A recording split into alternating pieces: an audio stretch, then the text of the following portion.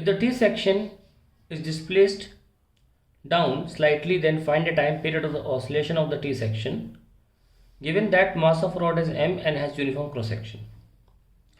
So ये T section हमें इसका टाइम पीरियड निकालना है, थोड़ा डिस्प्लेस करेंगे नीचे. क्या स्टार्टिंग में आपको लगता है कि यहाँ से हिंज्ड है और यहाँ से स्प्रिंग लगी है? क्या आपको लगता है कि रॉड मूव कर सकती है? नहीं. लेकिन अगर मैं स्प्रिंग काट दूँ तो ये नीचे चली जाएगी, घूम जाएगी. इसका मतलब इसका टॉर्क इस स्प्रिंग ने रोका हुआ है. ये स्प्रिंग इसके टॉर्क को बैलेंस कर रही है. जो नेचुरली जो वेट है इसका रॉड का, वो इसको नीचे लेके जाएगा, उसको काउंटर कर रहा है स्प्रिंग. तो इक्विलिब्रियम पोजीशन पे हम लिख सकते हैं at equilibrium position torque net is 0 about O. तो लिख के देखते हैं about O, that will be.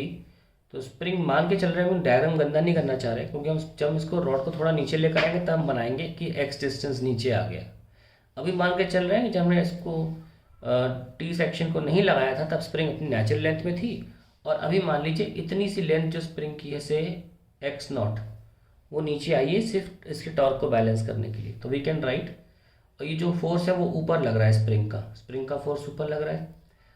तो हम टॉर्क कैसे लिखेंगे? Spring force into distance. ये वाला स्प्रिंग फोर्स के perpendicular line of action spring force का ये है. तो लाइन ऑफ एक्शन से हिंज्ड पॉइंट से दूरी ए है, तो वही हमारा टॉर्क का फॉर्मूला होता है. प्रोडक्ट ऑफ फोर्स जो कि स्प्रिंग फोर्स है यहाँ पे, and distance between line of action of force and point of rotation, ये जो पॉइंट ओ है. तो वी कैन राइट के एक्स नॉट इंटू ए. ये हमारा टॉर्क हो गया स्प्रिंग का.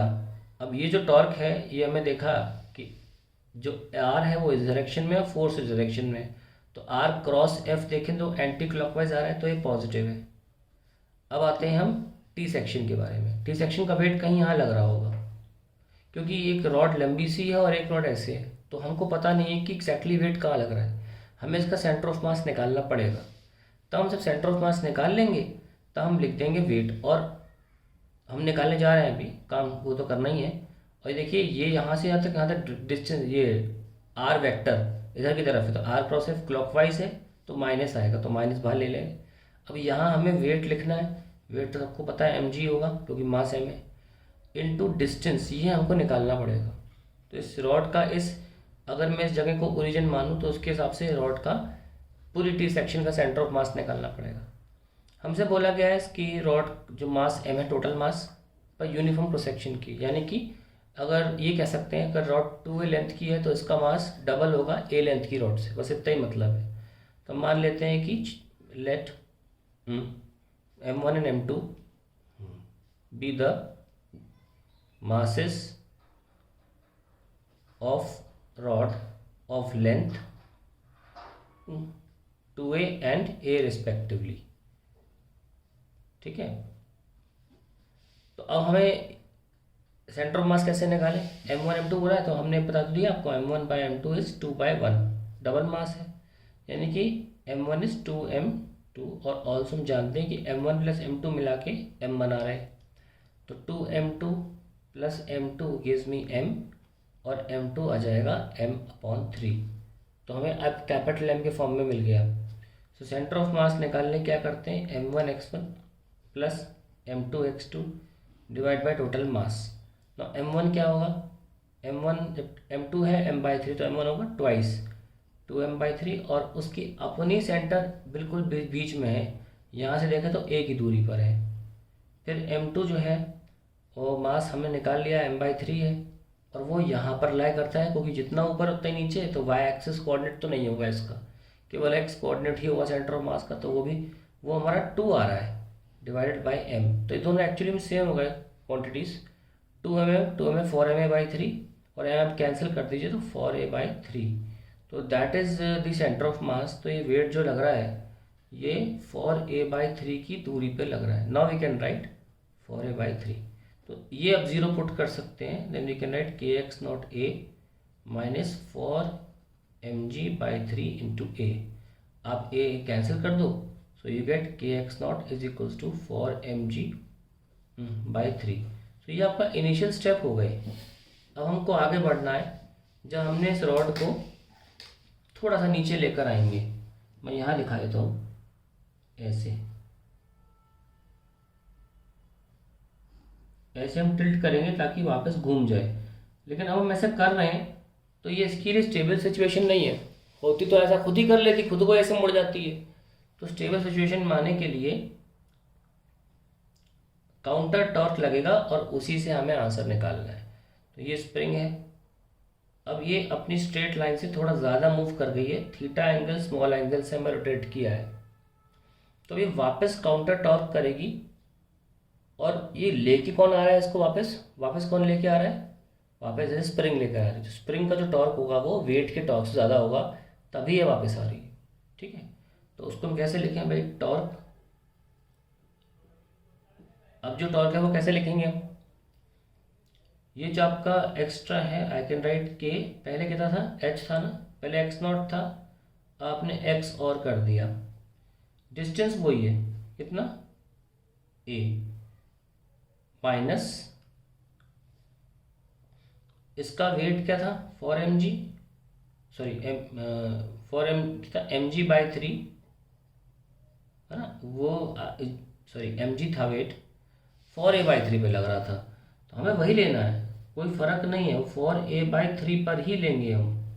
ठीक है, तो हम क्या लिखेंगे, सिंपली mg 4a/3, ये मैं 3 पहले लिख दिया हूँ। ये आपका नेट टॉर्क आ जाएगा, इसमें कोई चेंजेस नहीं आने वाले, क्योंकि यहाँ चेंज आ गया है। तो नेट टॉर्क जो है, जैसे नेट फोर्स m/a लिखा जाता है, नेट टॉर्क m की जगह I और a की जगह अल्फा रूप में लिखा जाएगा। सो आई होप यहाँ तक क्लियर है। इसमें कोई चेंजेस नहीं होने वाले, वेट वहीं एक्ट करता रहेगा, उसकी दूरी भी हिंज पॉइंट से सेम ही रहेगी, क्योंकि हम टॉर्क निकालते वक्त लाइन ऑफ एक्शन से हिंज पॉइंट की परपेंडिकुलर दूरी लिखते हैं। तो उससे कोई फ़र्क नहीं पड़ता कि हम घुमा रहे हैं, परपेंडिकुलर डिस्टेंस चेंज नहीं होगा, लाइन ऑफ एक्शन वही है। सो अब हमें इसको सॉल्व करना है, तो हम एक पेज ले लेते हैं, सॉल्व करते हैं। उसमें क्या हमारे पास निकल के आ गया, टॉर्क इज इक्वल्स टू के X naught plus x into ए माइनस mg इंटू 4a/3। तो ये अब थोड़ा एक्स्ट्रा एडिशन की वजह से डेफिनेटली ज़ीरो तो नहीं होगा ना, कुछ और होगा। और any net torque can be written like just like force में mass into A, net torque I into alpha हो जाता है। So K X naught plus K X A minus 4mg/a/3, and if you see this kx naught and 4mg/3 were equal, तो इसमें से भी आपका a जो है वो बराबर ही आएगा। देखो हमने a 0 में कैंसिल किया था, तो आप इसको कैंसिल कर सकते हैं according to equilibrium position equation, उसके अकॉर्डिंग ही कैंसिलेशन हुआ है। अब अल्फ़ा जो होगा वो हमारा मेन चीज़ है जो निकालना है, के एक्स ए अपॉन आई, हम आई निकालेंगे। At the same time notice करिए, ये आपने रॉड को यहाँ ले आए हो, ये एक्स्ट्रा डिस्टेंस में बड़ा करके दिखा रहा हूँ, ये थीटा है और ये कितना था, ए था। तो मैं angle equal to arc upon radius के हिसाब से एक्स को ए थीटा लिख सकता हूँ। ठीक है, मैं ऐसे भी कर सकता हूँ कि साइन थीटा इस परपेंडिकुलर अपॉन हाइपोटेन्यूज लिख सकता हूँ, perpendicular upon hypotenuse which is a square plus x square. ठीक है, फिर मैं बोलूँगा कि एक्स ए के सामने बहुत छोटा है, तो मैं एक्स को निगलेक्ट कर दूंगा, घूम फिर के वही आ जाएगा। फिर मैं बोलूँगा एंगल बहुत छोटा है, तो साइन थीटा को थीटा लिख लीजिए, theta equals to X by, तो घूम फिर के वही आ गया, angle equals to arc upon radius. आप साइन करके कवर इस बात को जस्टिफाई कर सकते हैं, नॉर्मली भी कर सकते हैं। तो आप लिख सकते हो A theta A square theta by I. तो अब सारा खेल जो है वो आई निकालने का है टी सेक्शन का। वो कैसे निकालें, आई देखिए ये दो हिस्सों से बना है टी सेक्शन, उसका हम आई कैसे निकालेंगे, यहाँ के अबाउट। पहले तो हम इसका आई जो होगा वो होगा आई रॉड जो 2a वाली है प्लस आई रॉड जो ए लेंथ वाली है, दोनों का लेना पड़ेगा। इसका हम सिंपली लिख सकते हैं, इसका मास हमने निकाला था m1, बाद में लिख लेंगे, m1 था 2m/3, m1 into L square यानी कि 2a का स्क्वायर डिवाइड बाय 3, ये आ गया। और इसका हमने मास m2 माना था, और ये अपने अबाउट कितने फॉर्मूला क्या था इसका, घूम इसके अबाउट रहा है, लेकिन पहले इसको ऐसे घुमा के फिर पैरेलल एक्सिस थ्योरम से यहाँ लिख देंगे। अपने अबाउट क्या फॉर्मूला था, m2 लेंथ का square by 12 plus mass into दो एक्सिस का बीच की दूरी 2a का होल स्क्वायर। ये आपका आई आ गया, ये आपको लिखना है। अब मैं इसको लिख देता हूँ यहाँ पे, m1 I is equals to, m1 था हमारा 2m/3 इंटू 2a का स्क्वायर बाय 3। ठीक है, मैंने m1 को 2m/3 लिख दिया, 2a स्क्वायर बाई 3।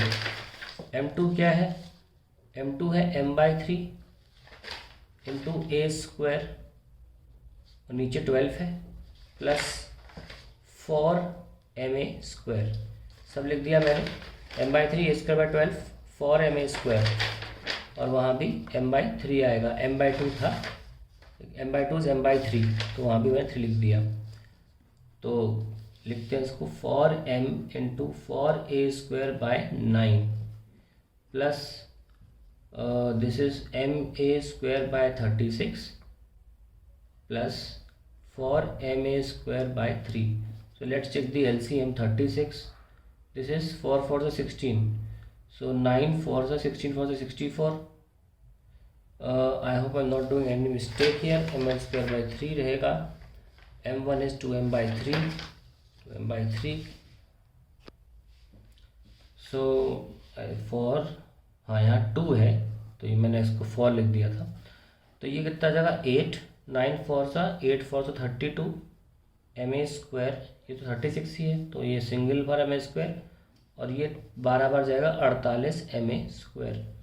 सो हमें मोमेंट ऑफ इनर्शिया मिल गया which is 81/36 ma square, 32 and 48 is 80 and plus 1 81, simple calculation, 9 9 9 4 ma square. तो भाई बताइए, हमारा आई तो आ गया, जैसे आई आ गया तो हम इसे इक्वेशन में रख सकते हैं, कहाँ गई ये वाली इक्वेशन थी ना अल्फा वाली, इसमें रख सकते हैं आई को, के स्क्वायर बाय आई, तो alpha is K square by I into theta.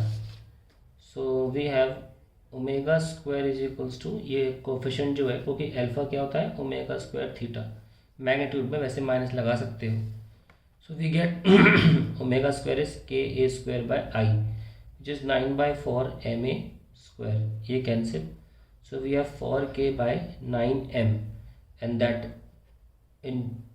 Is the omega square. सो अगर मैं इसमें ओमेगा लिखना चाहूँ तो मैं लिखूँगा omega is equals to 2/3 root k by m, और टाइम पीरियड के फॉर्म में मैं क्या लिखूँगा, मतलब मैंने ओमेगा में रूट चढ़ा दिया 2 by omega, so it will be 2 by omega, so सब कुछ पलट दो, 3 2 नीचे k बाय m, सो 2 से 2 cancel, so we get t equals to 3 k by m and that is the answer to the question. तो procedure पूरा follow करेंगे, तो ऐसा कोई वो नहीं है, थोड़ा सा कैलकुलेशन की वजह से टफ लग रहा होगा, otherwise it's a normal question. इसको भी ठीक कर लें, ये एक्चुअली m/k होगा क्योंकि ओमेगा को पलटना है ना, तो it will B m/k, that is the answer.